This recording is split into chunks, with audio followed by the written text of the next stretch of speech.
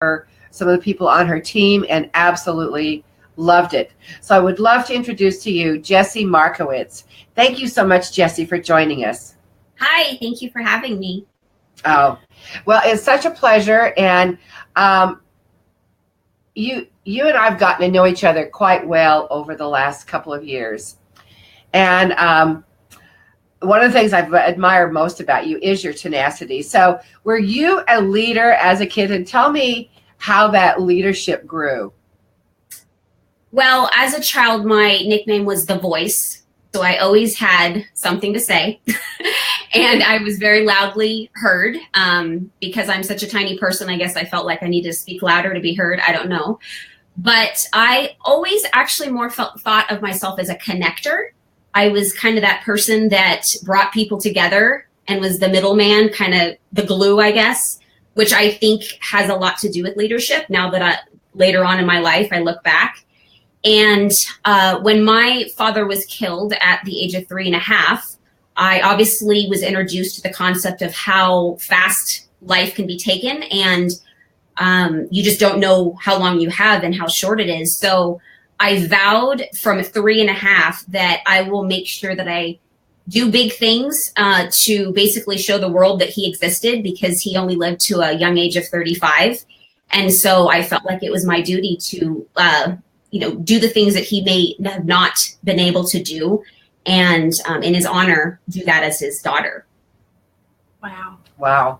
So as you grew, got a little older and things, what kind of skills did you bring from that 3.5-year-old to the current time that you still use today? I think that as adults, we grow a fear of doing things that we're not certain, that doesn't have a definite result or just certainty to it. It's very scary to do things that you don't know what it's going to turn out like. And so as a child, knowing that life is short, I developed this ability to just do it and take, really listen to my intuition of, I feel this, God's putting this in my body, in my soul for a reason. I know it sounds crazy. I know everybody around me thinks that I'm nuts, and, I've even been called a flake, and, she's just fly by the seat of her pants. But I've always been that person that I follow that. And I've truly been able to say that I've never looked back saying, I so wish I did that. I've always lived my life being able to say, I'm so glad I did. And I literally can say that if today was my last day, I could literally look down from the heavens saying that everything that ever has come to me, that God has put into me to do, I've at least tried. I'm not saying that I've done it and successfully or followed through with it, but I've at least followed through with that intuition. And I know that that has a lot to do with how I've become a leader in an organization of a lot of, amazing people, and have been able to do very hard things that a lot of people are scared to do, such as a direct sales business, which is definitely not certain. Well, I love your story about how you got into direct sales. Why don't you share that with us?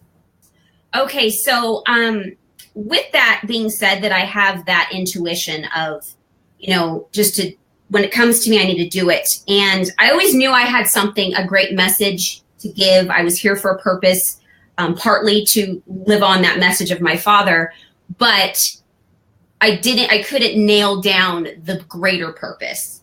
And so as a young adult, I bounced from jobs to jobs because nothing fulfilled me. I excel very fast, despite of my dyslexia, which is a learning disability. But I'm one of those people that, okay, if you're going to tell me this is something I can't do, I'm going to work 10,000 times harder than the next person just to make sure that I do it, and I do it 1,000 times better than the next person, and which has always helped me excel. Okay. With that being said, I have that tendency to get bored fast. So I would jump from job to job to job to job. Unfortunately, that attribute of myself has got me into a place of losing my home and going bankrupt, because there was a point in my life that I'm sad to say now, but actually it was a blessing in disguise, because I think that I had to go through that to be the person I am today. That everything was about me, about what I wanted, what I needed to do. And I, very shortly after I had started a family, I was in a job that everybody was negative around me. I didn't see any excel, it wasn't challenging for me, and I just quit. And not too long after, we didn't have two nickels to rub together. And to shorten up the story, we got to the point that we didn't even have milk in the refrigerator. Woo, I've told this story a million times. But, reliving it, my 3-year-old coming to me saying, "Mommy, I need some milk," which is what a normal 3-year-old says to a mom, and you go and you do it, you pour the milk and you go on your way. But when the refrigerator's empty and my husband was on a fixed income being active military, we get paid twice a month, that's it. And we had 3 days till he got paid, and there was $0 in the bank account. So I think that feeling of disgust within myself of, wow, you were that selfish, you got us to this point, and now it's affecting your children. That was probably the lowest I think I could ever feel. And so when I was introduced to this opportunity of a direct sales business, of course, the human in me gave every excuse of why I wouldn't be successful. But the person that loves to contribute to the community, and I love to serve, a company that is focused on service and fundraising foundation, that's what gave me the courage to say, all right, I can do this. I don't know about everything else. I'll figure it out on the way. But I know I can help serve in that one area. And that was the only thing that got me to make that step. I think, and what you're saying there is a huge mouthful, because when you talk about serving, that's what true, genuine leadership is all about. Leadership is not taking somebody, telling people what to do and how to do it. It's how you serve them so that you can help to lift them up. And that's one of the things I admire most about watching you, the little bit that I have in action, is that you're really genuine about doing that and serving people. So how have your leadership skills developed through the process of being a part of a network marketing company? Being independently employed, and everything that involves your success or result, you have to develop incredible self-discipline. And that is the exact opposite of what I had. Like I said, I was very a fly by the seat of my pants thing. Whatever Jess wanted that moment, Jess went and did, and I never thought about how it would impact everybody else. What I look back though, is I was always good at heart. It was never with the intention of not serving other people or affecting them in a negative or a positive way. It was just my starvation of fulfilling whatever I needed to fulfill was very blinded by just a lack of understanding of how to step into those shoes, if that makes sense. Absolutely. And so when I did start to just take the role of sharing, and my company just gave me the reins to be happy, because everything about it naturally makes other people happy. So I was able to see how much more fulfilled within I felt watching other people being fulfilled. And I unfortunately didn't really understand that before. I thought that I had to be fulfilled within myself in order to feel successful or happy, but it was the actual opposite. It was watching everybody else, that reaction, that smile, that the light, just gleam within them, which is what was filling me up. And it was so simple. It was so simple. And I realized I'd been making life so much harder trying to figure it out.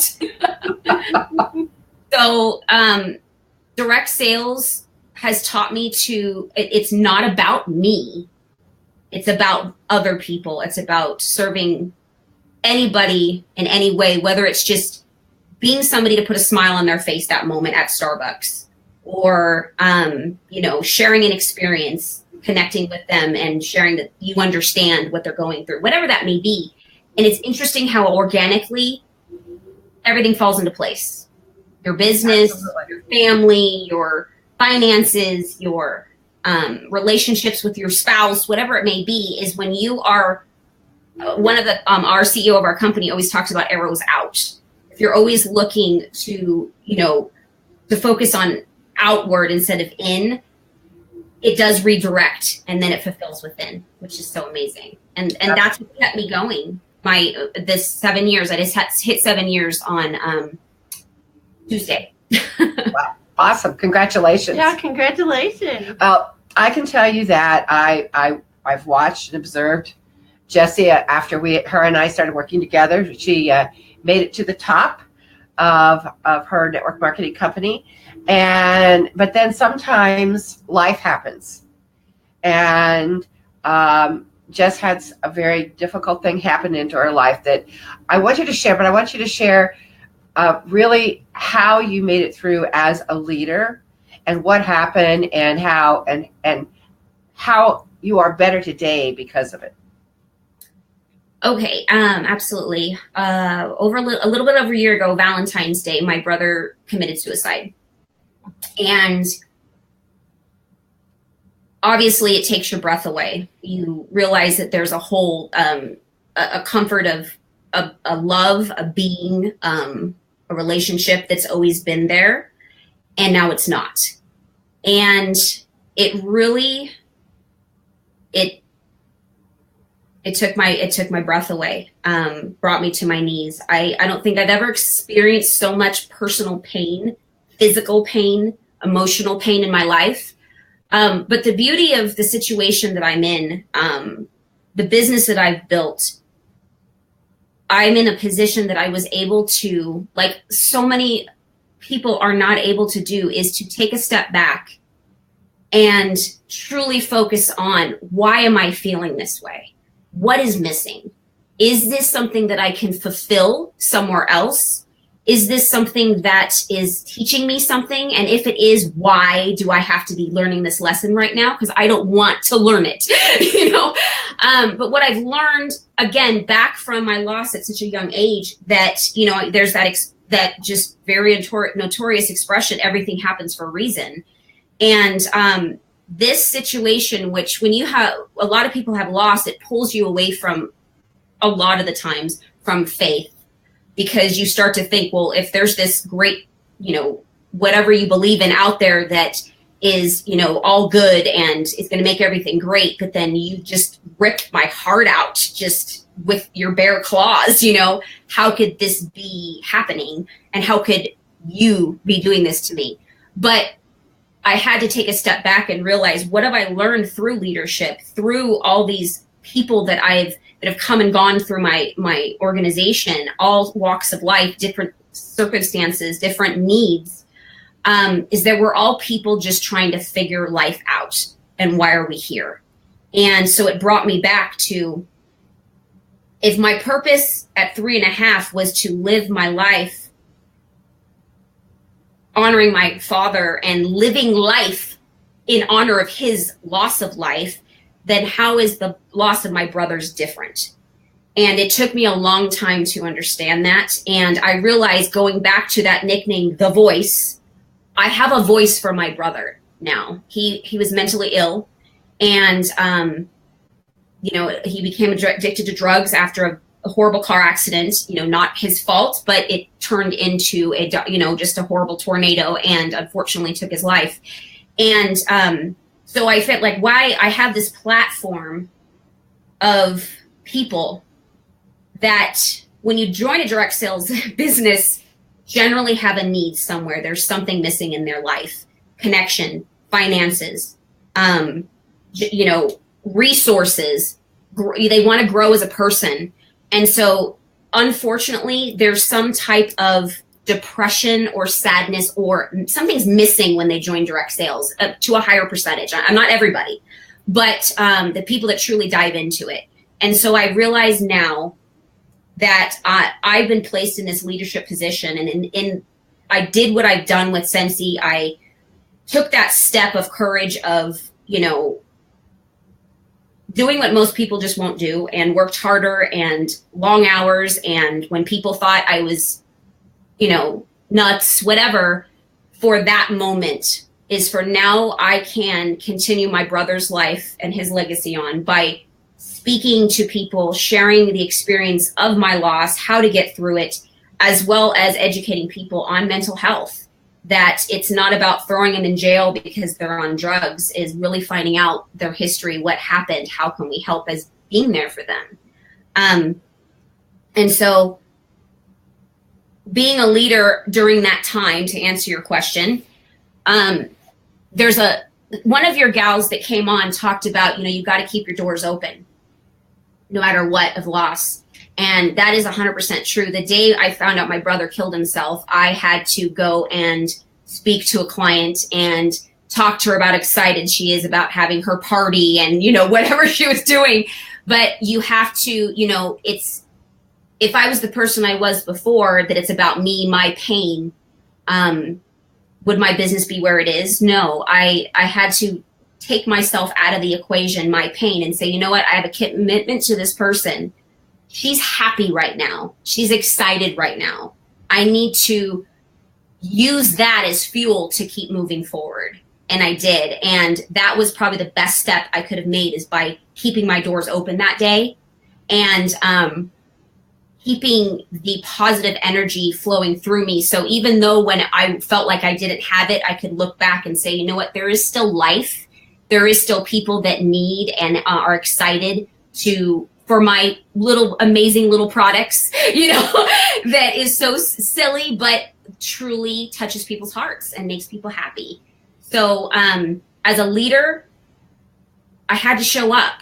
I was able to step back and, because I have the type of business that it's from home, the beauty of technology, I could jump on and smile and encourage and then turn off the screen and cry.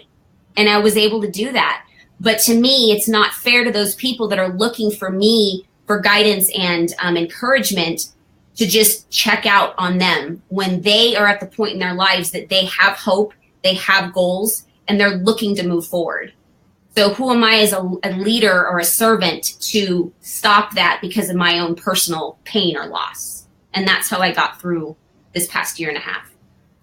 I can tell you that one of the things I admired most about you is exactly that, watching you, even though I knew how much pain you were in, continuing to be the leader that you needed to be to these other people to support them. And really, what's interesting is one of the things that I talk about in my class is that the higher up in the leadership role that you go, the more lonely and the more there's no one else. Lonely at the top. Yep. It's very lonely at the top. Exactly. And that the morning before she found out that her brother had passed away, I went to her house to do an interview of her about it. That's part of my Kick Butt Leadership, and it's going to be part of my books.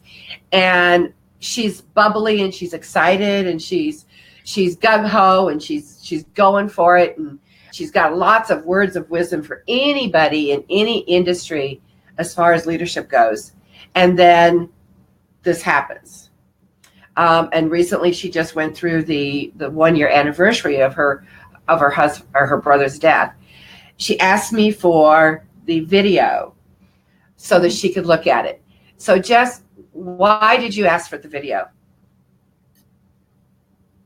I knew in my heart that I had lost a part of who I am. One of the things that I've always heard from many people, and I guess I didn't realize how much I valued it until it wasn't there, is that people used to say the word bubbly. They'd say, Jess, you have so much energy and you just make me happy to be around you. I want to bottle you up and just carry you around and shake it on me. And I used to be like, oh, ha, ha, ha, ha, ha. But that whole year, I didn't hear that anymore. And that I'm like, wow, I'm not the person that my brother loved so much. he used to tease me about, gosh, Jess, he used to call me Jessica Robbins, like to refer me to Tony Robbins, because I always have something positive to say and I'm always trying to lift people up. And he's like, all right, pipe down, Tony, and, so I'm like, I lost the person that he loved. So I needed to see who that person was. And it was just so symbolic that it was literally that day, that night I would go to bed and get that phone call that he had killed himself, that you had interviewed me. But so I had to look back and say, who was that person? What did people see that I don't understand anymore? I remember them saying it, but I don't know what it was. So I had to physically see it, basically step out of myself, which the beauty of video can let you do. And I was like, wow, I really like that person. I really miss that person. I miss my own smile. I miss my own energy. And I'm doing the exact opposite that what I did for my father was honor him. And instead I'm deleting the person that my brother loved. And as well as I'm not utilizing those tools and skills and personality that is going to be able to honor my brother. And so from that day forward, Coni, when I saw that video, I said, all right, I did my morning. Believe me, like they said, there's no timeline. I mean, I'm great. I'm happy right now, but I don't know if 20 minutes from now I'm going to fall apart because I see my brother's picture or something and I think of something. I don't know, but I'm okay with that because it's a part of my life. And that pain per se is now I've made that decision that is going to be my fuel to live and to honor him with the person that God has made me. Because who am I to take away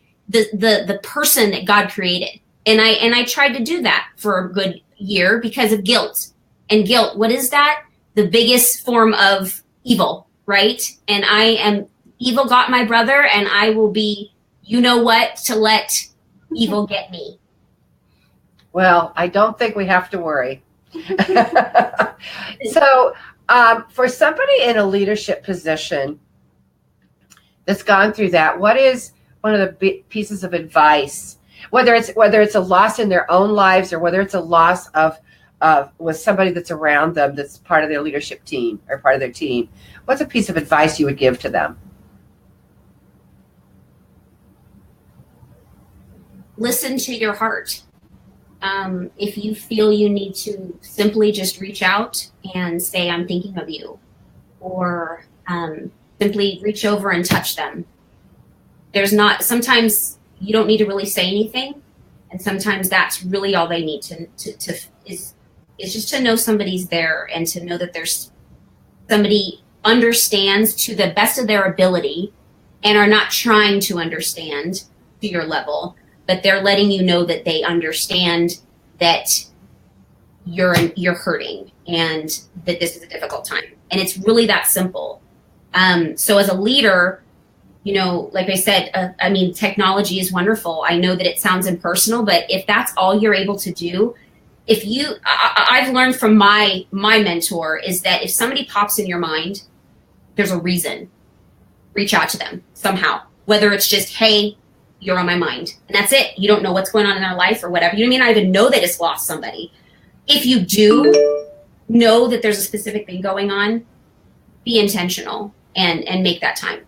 Because sometimes just that little text message, Facebook message, phone call, card in the mail, whatever you feel you're able to do, take that action because you don't want to regret that you didn't. Because God put that in your heart for a reason.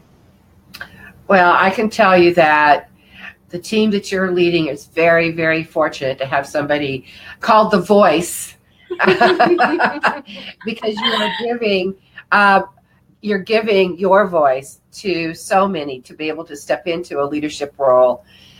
So I really appreciate you taking the time to come on with us. If somebody wants to reach out to you, how do they go about doing that? They can find me on Facebook, Jessie with a Y, Jessy Markowitz, Markowitz, or you can email me at Jess, Jess at jessfragrance.com. Awesome. That's awesome. Well, thank you so much for coming on and sharing your story because I think it's a really valuable lesson for anybody that's in leadership position or is heading into a leadership position that, life takes its curves. I call them crystalline moments, but out of every crystalline moment, there is opportunity and a gift. And you are certainly showing what that looks like after losing your brother and your dad. So thank you so much. Thank you both. Have a great day. Thank you. Well, another great interview, and we'll be back for a little wrap up in about 30 minutes. I'm Connie Meyers with Crystalline Moment Success Movement and Publishing. I'm Kim White with the My Sexy Business team. And we'll see you in about 30 minutes. Thank you so much.